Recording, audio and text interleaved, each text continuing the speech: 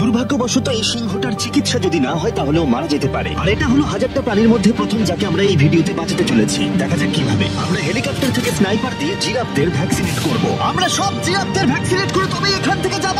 আমরা সিংহদের উদ্ধার করব একটা জু থেকে যেটা প্রায় ধ্বংস হয়ে গেছে।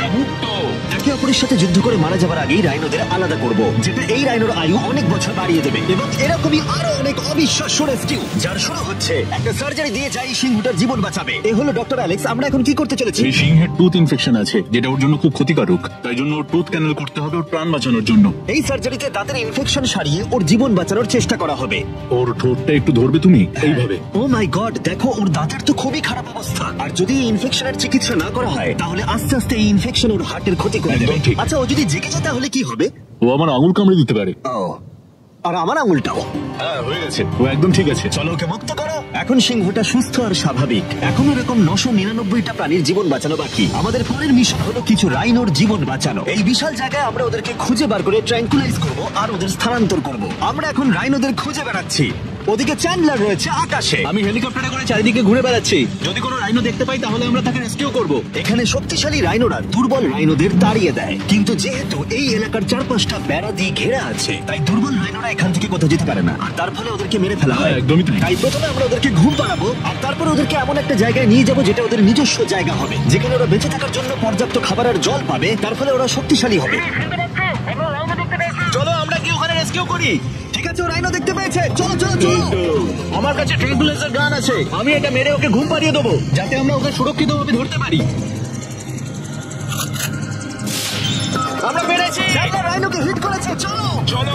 একটা রাইনো ঘুমিয়ে পড়েছে, পরেরটা দেখি। Chandler, good shot. প্রথমেই আমরা ওর অ্যান্টি পোচিং কলারটা খুলে নেব আর সেটা এইভাবে হবে। এই কলারটা রাইনোর স্পিড ট্র্যাক করে আর এর ফলে ও স্থানীয় জায়গাতেই থেকে যায়। যদি হঠাৎ রাইনো খোলামেলা জায়গায় দৌড়তে শুরু করে যখন চারপাশে কোনো প্রাণী নেই, তখন আমরা জানি শিকারীরা ওকে মারার চেষ্টা করতে পারে। আমরা চেষ্টা করব যাতে এই রাইনোদের আয়ু অনেকটাই বেড়ে যায়, কারণ ওদের সংখ্যা খুব একটা বেশি নয় পৃথিবীতে। হ্যাঁ, তোমাকে অনেক ধন্যবাদ, এটাই আমার বলার ছিল। তাহলে এটা হলো একটা মাইক্রোচিপ যেটা আমরা ওর শিঙের ভেতরে ঢুকিয়ে দেব, তারপর সেটা আঠা দিয়ে আটকে দেব। এবার যদি কোনো শিকারী ওকে বেআইনি ভাবে মারার চেষ্টা করে তাহলে কালোবাজারে ওর শিং বিক্রি করার সময় আমরা ট্রেস করে ওদেরকে ধরতেও পারবো। এবার এই রাইনোকে এমন একটা জায়গায় নিয়ে যাওয়া যাক যেখানে বড় রাইনো একে মারতে পারবে না। আমি জানি এটা দেখে বড় অদ্ভুত লাগছে, কিন্তু এটা এই রাইনোর আয়ু অনেকটাই বাড়িয়ে দেবে। চলো ওকে ভেতরে ঢোকাও, এটা তোমার ভালোর জন্যই। ভেতরে ঢোকো। আমরা এমন একটা সুরক্ষিত জায়গায় এখন রয়েছি যেখানে এই রাইনোকে কেউ তাড়াবে না আর মেরেও দেবে না। ঠিক আছে, আমরা এখন থেকে ওকে হিপো বলে ডাকবো। হিপো? ও তো রাইনো। হ্যাঁ, কিন্তু নাম হিপো। ওকে আমি ডাকবো হিপো দ্য রাইনো। ঠিক আছে ঠিক আছে, হিপো দ্য রাইনো, তোমার জীবন ভালো কাটুক। আমাদের এখনো অনেক প্রাণীদের জীবন বাঁচাতে হবে। আর অন্যদিকে আমার বন্ধুরা যখন দুটো ছোট রাইনোর জীবন বাঁচালো, তখন এদিকে আমরা নজর দিলাম একটু লম্বা প্রাণীর দিকে। জিরাফস। নাও ভ্যাকসিন। আমরা ওদেরকে ভ্যাকসিন শুট করলাম। দারুণ। রাইনোদের ট্র্যাঙ্কুলাইজ একটু আলাদা ছিল, কারণ এই হাই পাওয়ার্ড এয়ার রাইফেল গুলো এই জিরাফের শরীরে একটা বড় সিরিঞ্জ ঢুকিয়ে দেয় যেটাতে রয়েছে জীবন বাঁচানোর ওষুধ। তোমাদের ভ্যাকসিন এনজয় করো, দিন তোমাদের ভালো কাটুক। ওরা পালাচ্ছে কেন? আমরা তো ওদের জীবন বাঁচাচ্ছি। এই গোটা ভিডিওতে আমরা হাজারেরও বেশি প্রাণীদের জীবন বাঁচাবো, কিন্তু আমার মনে হয় জিরাফদের এটা কেউ বলেনি, কারণ ওরা এটাকে আরো কঠিন করে তুলছিল। জিরাফ, আমি তোমাকে ভ্যাকসিনেট করার চেষ্টা করছি, এটা তোমার জন্য ভালো। সত্যি বলছি জিরাফ, ভ্যাকসিনটা নিয়ে নাও। আরে ও তো অনেকটা দূরে চলে গেল। মনে হচ্ছে আমাদের ট্যাকটিক্স এবার বদলাতে হবে। যেহেতু এই অঞ্চলটা আয়তনে বিশাল, তাই এটাই হলো সবচেয়ে সহজ পথ যাতে ওরা ভ্যাকসিনেট হয়। যদি ওখানে জিরাফদের কোনো কঠিন অসুখ হয় তাহলে কি ওরা মারা যেতে পারে? হ্যাঁ, 100%। ওরা মরে যাবে। তাই নাকি? ও মাই গড, চলো আরো জিরাফের প্রাণ বাঁচানো যাক। ওই দেখো, ওখানে আরেকটা রয়েছে। আর সব জিরাফদের ভ্যাকসিনেট না করে আমরা এখান থেকে যাবো না। যদিও এখানে বাতাস অনেকটা বড় প্রতিবন্ধকতা। তুমি এখন ওষুধ পেয়ে গেছো, ভালো থেকো। আমি আরো সাহায্য চাইলাম যাতে যতটা বেশি সম্ভব প্রাণীদের আমরা বাঁচাতে পারি।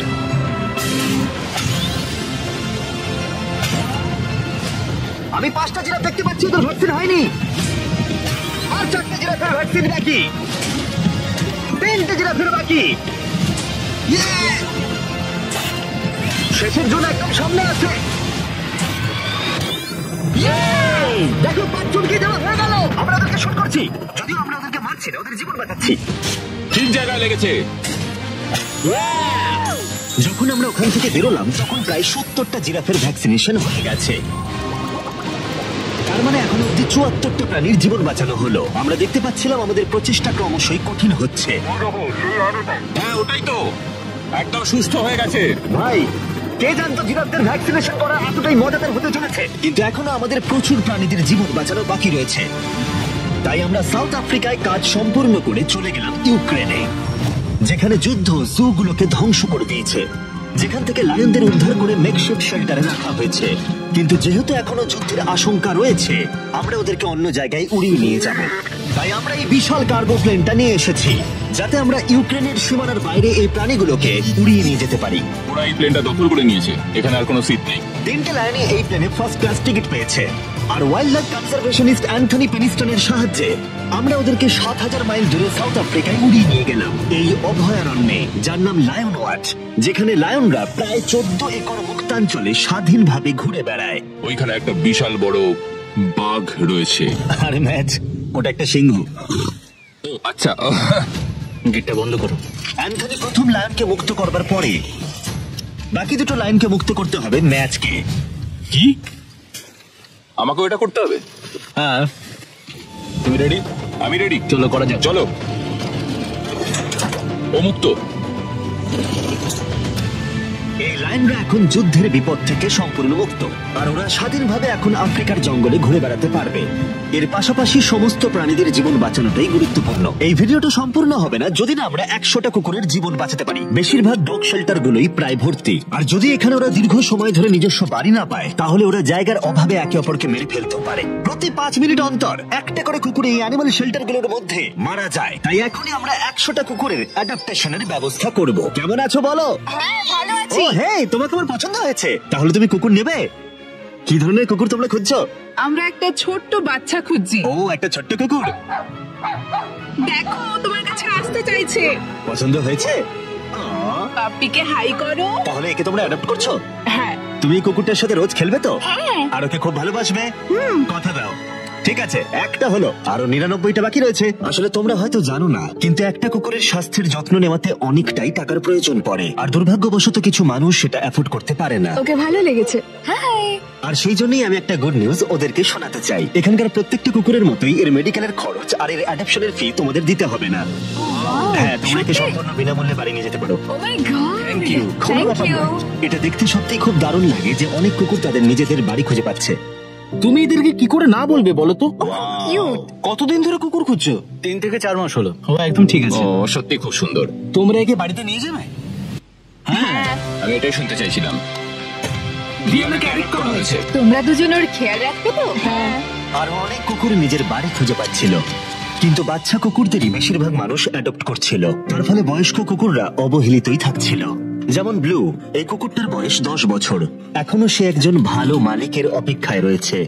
আমরা একটু বয়স্ক কোনো কুকুর খুঁজছি, কারণ আমরা খুব এনার্জেটিক কাউকে চাইছি না। তোমরা ব্লুকে দেখতে পারো। কেমন লাগছে? আমার ওকে খুব পছন্দ হয়েছে। ও কিভাবে তাকাচ্ছে দেখো, কত কিউট। ও তোমাদের সাথে খুব ভালো থাকবে।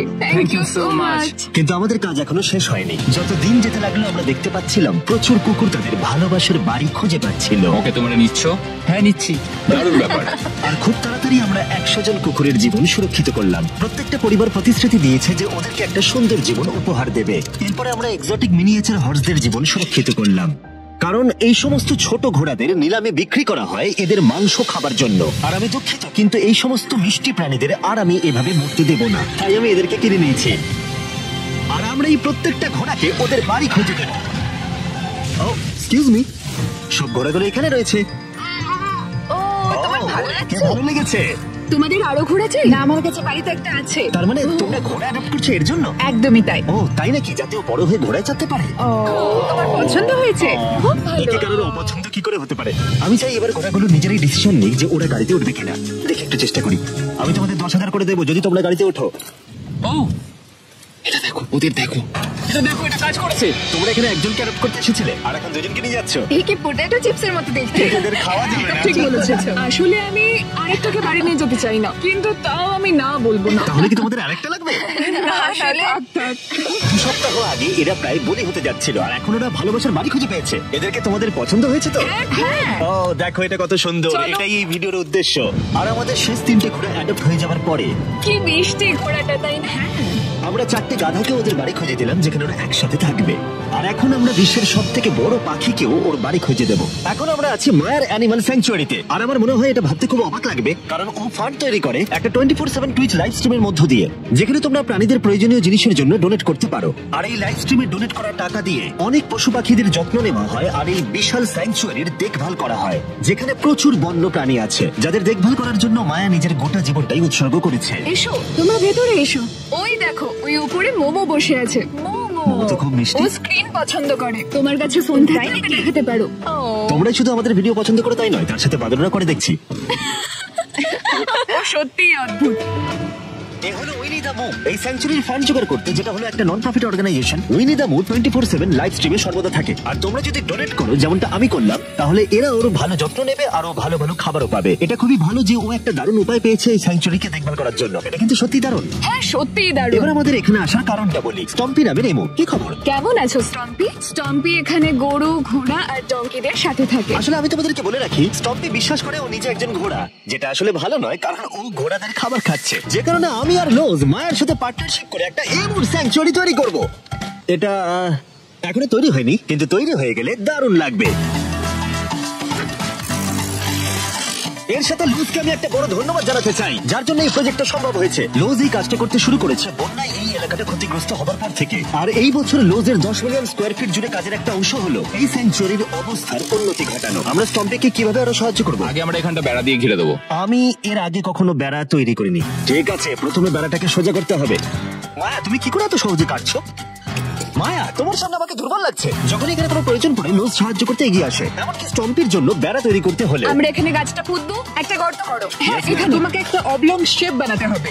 একটা প্রশ্ন, এই অবলংটা আসলে কি? হট ডগের মতো। ঠিক আছে, আমি বুঝতে পেরে গেছি। ভালো করে করো, এটা হচ্ছে না।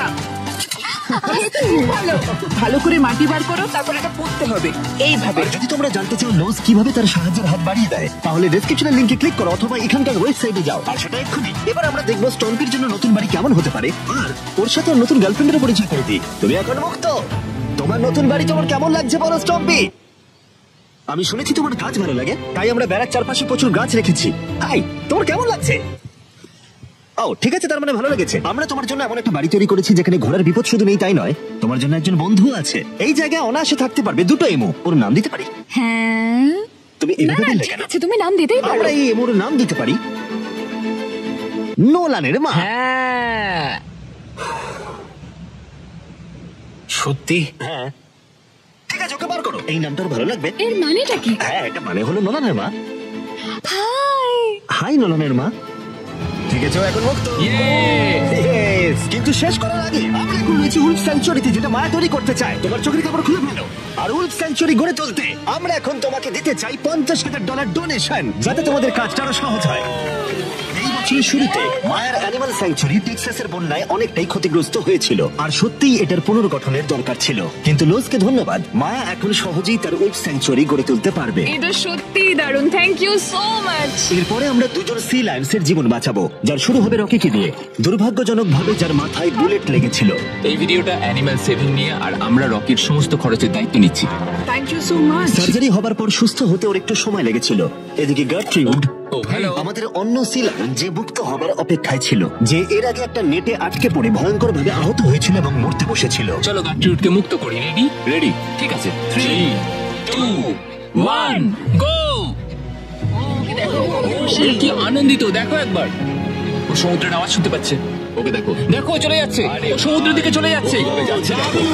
তুমি মুক্ত। তুমি মুক্ত গাট্রিউড। এখনো পর্যন্ত 800 প্রাণীদের জীবন বাঁচানো বাকি, তাই এবার আমাদের দ্রুত কাজ করতে হবে। এবার আমরা অ্যামাজন রেইন ফরেস্টে কাজ করলাম, যেখানে আমরা মিঙ্গালজ এন্ড স্যাংচুয়ারিতে 200 জনেরও বেশি প্রাণীকে আমরা বন্য জীবন ফিরিয়ে দিলাম। এখন আমাদের কাছে আছে একটা অ্যান্টিটার। সত্যি বলতে এখানে আমরা এরকম লুপ্তপ্রায় প্রাণীগুলোকে পাই। ও মাই গড, ও খুব ছোট্ট আর মিষ্টি। ওপরে ওঠে আস্তে আস্তে। এই প্রাণীরা উঠছে। হয়তো বেঁচেই থাকতো না যদি না আমাদের কাছে মিঙ্গার মতো পুনর্বাসনের জন্য স্যাংচুয়ারি থাকতো। তাহলে আমরা এখন এই টর্টয়েসটাকে ওর আসল জায়গায় ফিরিয়ে দিতে এসেছি। আর ওদেরকে মুক্ত করা হলো। কিন্তু আমাদের কাজ এখনো শেষ হয়নি, কারণ ইউএসএ তে ফিরে এসে আমরা আরো 100 জন প্রাণীর জীবন বাঁচালাম। যেমন এখানে রয়েছে wild life critter circle of life, যেখানে 47 জন আহত এবং অসহায় প্রাণীদের চিকিৎসা করালাম, যার মধ্যে রয়েছে ব্ল্যাক উলফ, যার নাম হলো ড্রেকো। ওকে লুসিয়ানায় গুলি করা হয়েছিল, যখন ও এখানে এলো তখন দাঁড়াতেও পারছিল না, আর এখন ওকে এইভাবে দেখে আমি খুব খুশি। 20 জন শিয়ালকে হত্যা করা হতো আর তাদের পশম দিয়ে কোট বানানো হতো, কিন্তু তার পরিবর্তে আমরা ওদের প্রত্যেককে একটা নতুন জীবন উপহার দিলাম। তুমি এখানে খেলনা পাবে, খাবার পাবে এবং চাইলে ঘুরেও দেখতে পারো। এখানে রয়েছে এই বিশাল বার্ড স্যাংচুয়ারি। এখানে আমরা বাঁচালাম 70 জন দেশীয় পাখিকে, যেমন স্ক্রিচ আউল, যাকে একটা গাড়ি ধাক্কা মেরেছিল, যার আহত চোখের এখন চিকিৎসা হচ্ছে। আমরা চেষ্টা করেছি যে ও যেন একটা চোখে খুব ভালোভাবে দেখতে পায়, আর সৌভাগ্যবশত প্যাঁচারা শুধুমাত্র একটা চোখ দিয়েও সার্ভাইভ করতে পারে। আমরা 42 জন আহত এবং অবহেলিত হোয়াইট টেল ডিয়ারেরও চিকিৎসা করালাম, চলো হরি। যার মধ্যে এই ডিয়ার সুস্থ হয়ে উঠে আবার হাঁটতে ও খাবার খেতে শুরু করলো। জর্জিয়াতে আমরা 85 জন প্রাণীর জীবন বাঁচালাম। এই মিসিসিপি কাইট পুনরায় উঠতে সক্ষম হলো। আর নিউ ইয়র্কের টার্টল রেস্কিউ করে আমরা আলাদা আলাদা 48 জন টার্টলকে বাঁচালাম, যার মধ্যে একে আমরা সুস্থ করে আগের স্বাভাবিক জীবনে ফিরিয়ে দিলাম, যেটা হলো skate park. Wildlife critter circle of লাইফে এই ক্যাঙ্গারু, যার নাম হলো বৌডি, সে তার মাকে হারিয়েছে, তাই তার কিছু জিনিস প্রয়োজন ছিল যা তার মায়ের অভাব মেটাতে পারে। এই বোতলটা এমন ভাবে বানানো হয়েছে যাতে ও মায়ের স্পর্শ অনুভব করতে পারে। আমরা পাউচগুলো এমন ভাবে বানাই যাতে ওরা সুরক্ষিত অনুভব করে, আর এইভাবেই দেখাশোনা করা হয়। এর পাশাপাশি ওয়ার্ডল অন ইনে একটা ডাক, যার নাম মার্জারি, সে তার ঠোঁট হারিয়েছিল একটা টার্টলের আঘাতে। আর আমরা ওকে ডক্টর চেস্টারের কাছে নিয়ে গেলাম। সে চিকিৎসা না করলে ও কখনোই সুস্থ হতে পারতো না। এছাড়া আমরা অন্য 46 জন পাখিকেও সাহায্য করলাম। এই সমস্ত স্পেশালাইজড মেডিকেল ট্রিটমেন্টস আর রিহ্যাবিলিটেশন টেকনিকের জন্য ওকে দেখো, অনেক টাকার প্রয়োজন ছিল, তাই আমরা গোটা দেশ জুড়ে 4টে আলাদা অর্গানাইজেশনকে সাহায্য করলাম, যাদের সর্বমোট 212 জন প্রাণীর সাহায্যের জন্য অর্থের প্রয়োজন ছিল। এই সমস্ত অসাধারণ প্রাণীদের দিকে ফিরে তাকালে আমরা তোমাদের ধন্যবাদ জানাতে চাই, তোমাকে ভিউয়ারদের, আমাদের এরকম একটা সুযোগ করে দেওয়ার জন্য। আমরা 1000 জন প্রাণীর জীবন বাঁচালাম, কিন্তু আমাদের কাজ এখনো শেষ হয়নি। যদি তোমরা চাও আমরা আরো 1000 জন প্রাণীর পাশে দাঁড়াই, তাহলে এই ওয়েবসাইট ভিজিট করো। চলো এই সমস্ত প্রাণীদের জীবন সুরক্ষিত এবং স্বাভাবিক রাখতে একসাথে কাজ করি।